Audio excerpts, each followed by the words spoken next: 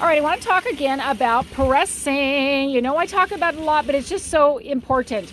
The top of your quilt will be so much better off depending upon how well you do your pressing on the underside of the top of the quilt. We're going to remove my quilt clips right here so that I can show you this side because she's headed that direction, so don't have to worry about the tension on this side nearly as much. So let's go ahead and just set these over here for a minute and we'll flip this up before we run out of space to do it, because we're almost out of space, which is a great thing because we only have a few more rows to go.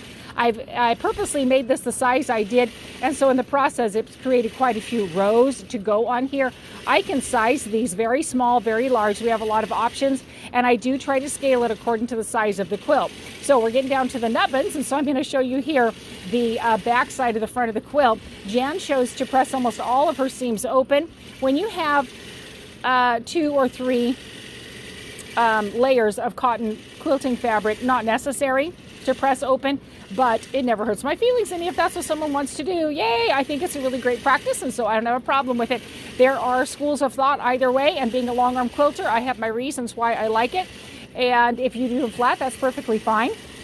If you're going to have something super thick, like a lot of areas coming together, like a whole bunch of flying geese, stars, Lemoyne stars, a lot of pinwheels, that's a section where you're going to want to press those open so that it's not too thick in one area, so that the head of the quilt machine can be able to go over it quite nicely.